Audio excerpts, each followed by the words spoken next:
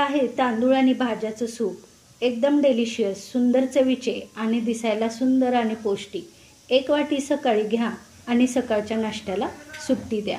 बनवायला वेळ पण कमी लागतो आणि पोट पण भरतं। चला तर मग मी मोक्षदा माझ्या किचनमध्ये तुमचं स्वागत करत आहे। पहिल्यांदा आपण भाजी घेऊयात। भोपळ्याचे अगदी एकसारखे चौकोनी आकारात काप करून घेऊ। इथे वरण्याच्या शेंगा आहेत, त्या शेंगाच्या मधील बिया आहेत ह्या 2 चमचे आपल्याला इथं घ्यायचं आहे। एक मध्यम आकाराचे टोमॅटे, याचे पण छोटे छोटे काप करून घेऊयात।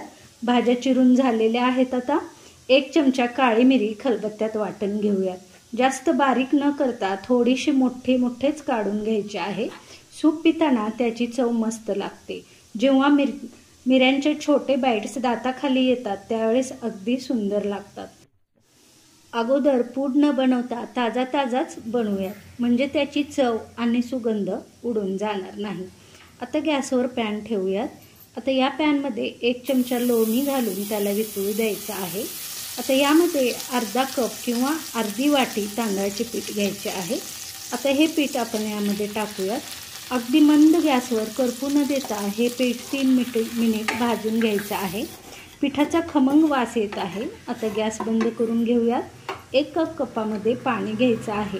हे पाणी थोडं करत गाठी न होता मिक्स करायचं आहे। तुम्ही हे सूप डायरेक्ट पिठात किंवा पीठ पाण्यात मिसळून किंवा तांदळाच्या वरचं जे पाणी आहे त्याच्यापासून पण बनवू शकता। पण ह्या पद्धतीने बनवलेले सूप एकदम हटके आणि डिफरंट चवीचे असणार आहे।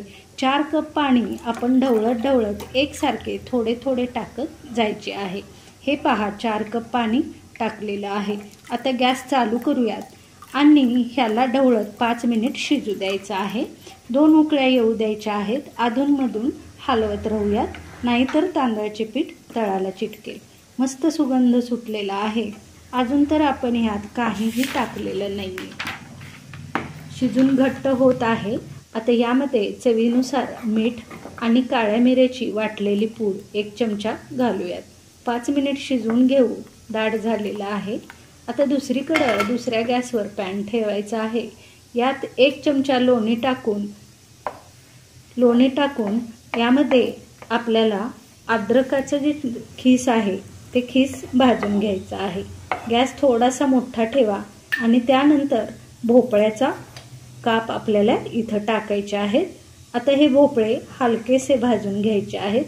जास्त शिजवायचं नाही आहे आपल्याला, इथं थोडेसे कच्चे राहील अशा प्रकारे आपल्याला भोपळा हा थोडासा भाजून घ्यायचा आहे। तो हार्ड असतो त्यामुळे मी इथं अगोदर टाकलेले आहे। आता थोडेसे वाफून झाल्यानंतर आपल्याला वरण्याच्या शेंगाच्या जे बिया आहेत त्या टाकून घ्यायच्या आहेत। अर्धा मिनिट शिजूयात। थोडं मीठ टाकून घ्यायचं आहे, म्हणजे आपल्या ह्या भाज्यांना मीठ लागेल आणि छान परतून घेऊयात। आता हे सर्व परतलेलं आपल्याला सूपामध्ये टाकून घ्यायचं आहे। भाज्यासोबत परत हे सूप 2 मिनिट आपण शिजून घेऊ। हे शिजले आता छान। गॅस बंद करून घ्यायचा आहे। आता इथं मी अर्धा चमचाचा लिंबाचा रस आहे तो टाकून घेणार आहे। आता लिंबाचा रस घातल्यानंतर थोडंसं हलवून घेऊया आणि 1 चमचा कोथिंबीर टाकूयात। आता काढून घेऊयात एका बाउलमध्ये आणि गरमागरम सर्व करायचं आहे। बघायला सुंदर तर आहेच आणि खूप चवदार आहे। अशा थंडीमध्ये कोणाला गरम सूप प्यायला नाही आवडणार, तर तुम्ही नक्कीच गरम सूप बनवून सर्वांना खाऊ घाला, तर तुम्हाला हे सूप नक्कीच आवडेल। Thank you for watching my channel Mokshada kitchen. Like आणि सबस्क्राईब करायला विसरू नका।